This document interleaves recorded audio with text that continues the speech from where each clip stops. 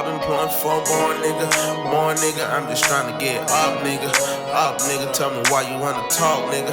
Talk, nigga. Are you trying to make me more, nigga? More, nigga. I've been plotting for more, nigga. More, nigga. I'm just trying to get up.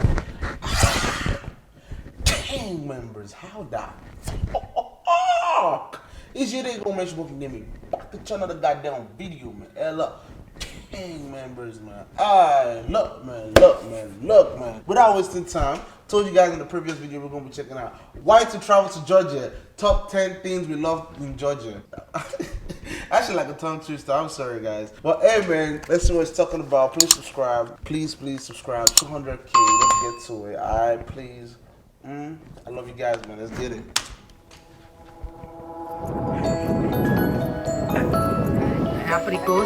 What's up, beautiful people? Today's video is all about Georgia. It's beautiful, it's friendly, it's delicious, it's exhilarating, and I think it should be right at the top of your travel list.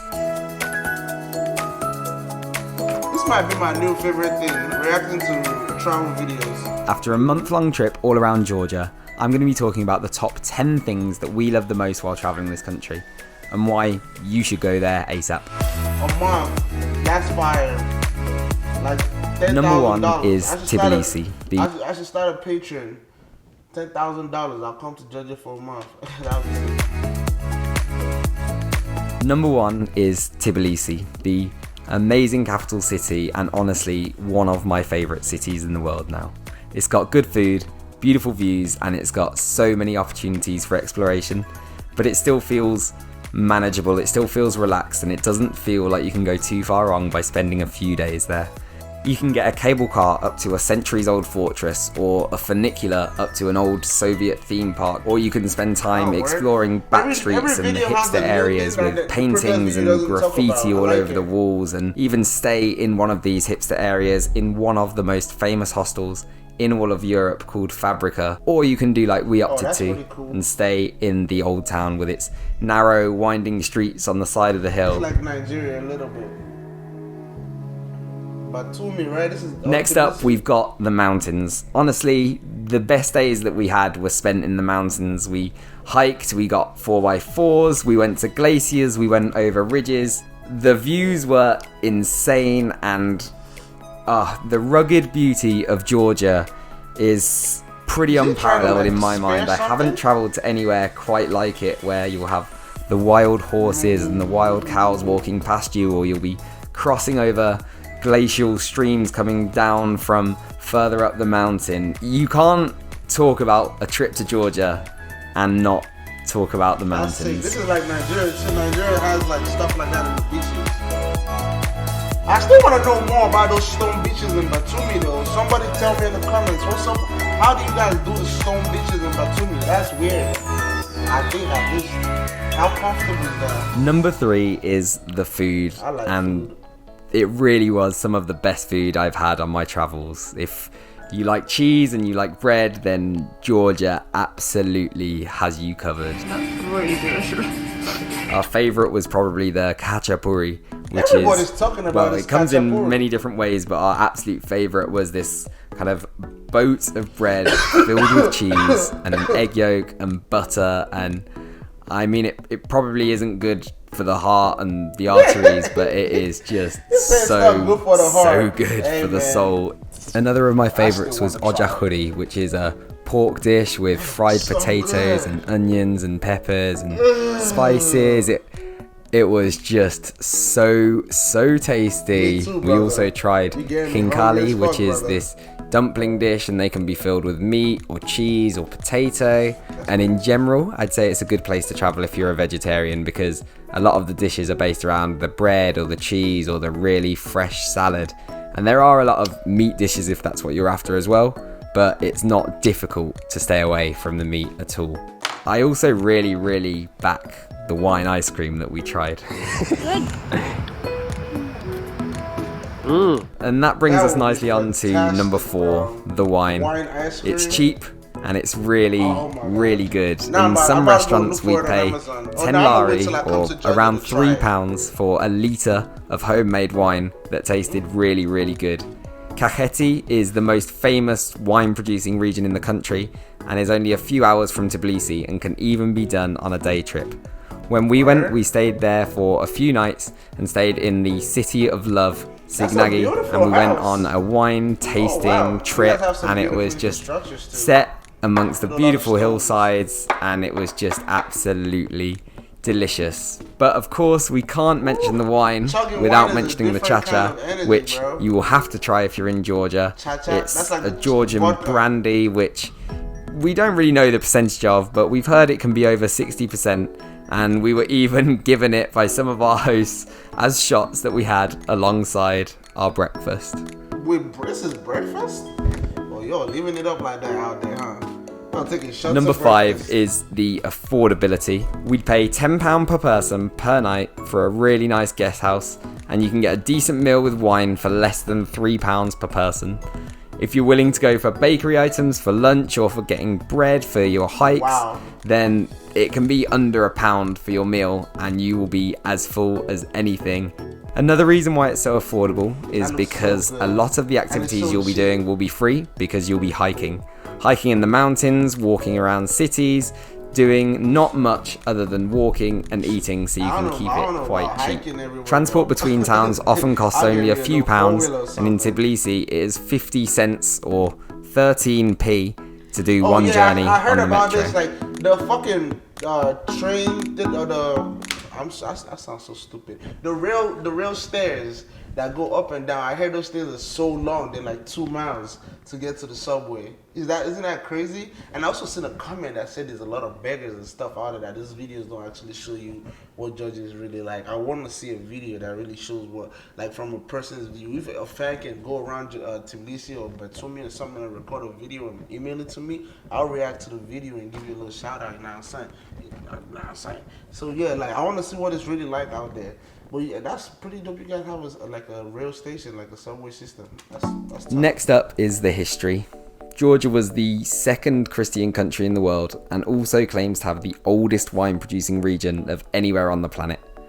Other than this, there's a huge amount of other history with its cave towns and, more recently, its Soviet roots. Stalin was actually born in Georgia in a town called Gori, which is only an hour away from Tbilisi, and a lot of people visit to go to the museum. We didn't end up going in, but we did enjoy visiting the Soviet theme parks that were on hilltops in different towns in the country. I tell you guys, I've never been on a Number 7 is the opportunity for adventure in Georgia. Our single best experience of the whole trip, if not our whole lives, was when we flung ourselves off a mountain and went paragliding over the stunning mountain ranges of Georgia. Other than this, you can see ice and rocks falling from a glacier, get in a 4x4 and go on an adventure up a mountain, or go on beautiful hikes over precarious ridges. I guess another adventure that you can have is jumping in a taxi, where you'll be in an old rusting Lada and have a driver that wants to race up the side of a mountain, seemingly as close to the edge as possible. And that brings us on to number 8, the journeys. They say that when you travel, it's not always about reaching the destination, but about the journey to get there. And that is definitely the case when you're traveling in Georgia. We got a train that took us across the whole country, and for the entirety of the journey, there were just mountains passing by the window.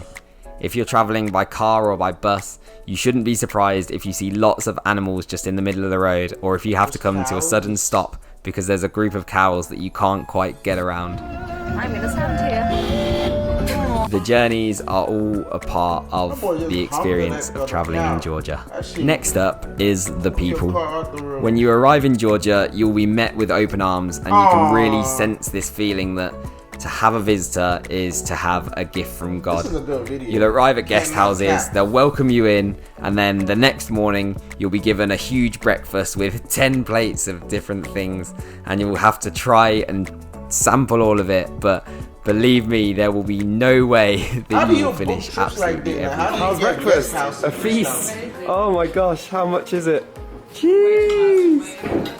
That is so much. We were walking through Tbilisi one day and we made a new friend called Eric, who saw that we were visitors to the town and asked us where we were going. We didn't quite know where a market was, so he took us with him and he led us directly to the market, explaining a little bit more about his country and explaining different items when we finally got to the market. What's that about? And another day we were just walking through Tbilisi, another town in Georgia, when a lady just walked up to us and gave us a karaoke, Really a nice local out fruit, there. I like and that. then Makes just me wanna told us really it was go for out us there, like, and it's walked off. Really interesting. But perhaps my all-time favorite interaction that we had while we were in the country was when we were hiking in Sveneti and a man called us over when we shouted Gamma Jobba or hello, and he tried to teach us how to scythe. Yeah.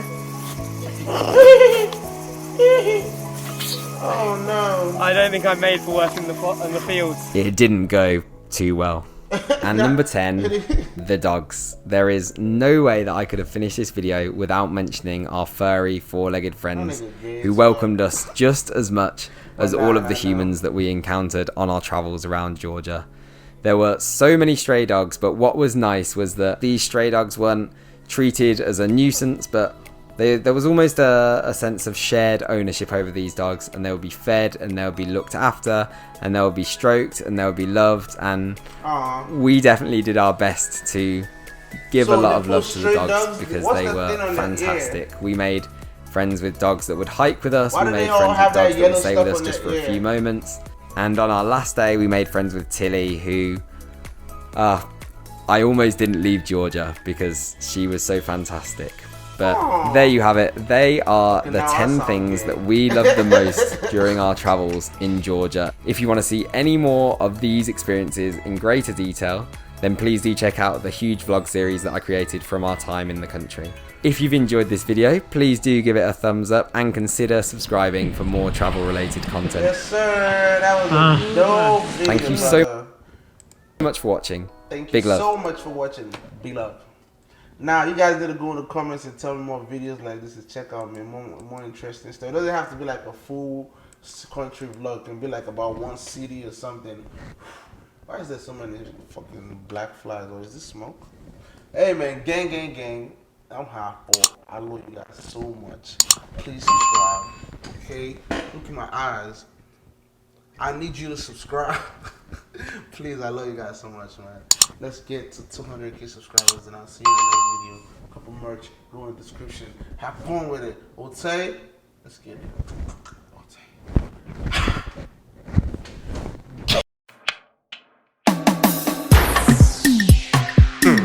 I think I drank too much. I think I like that. I think I drink too much. I think I drink too much. I think I drink too much. I think I drink too much. Will you roll me a blunt so I can't cool off?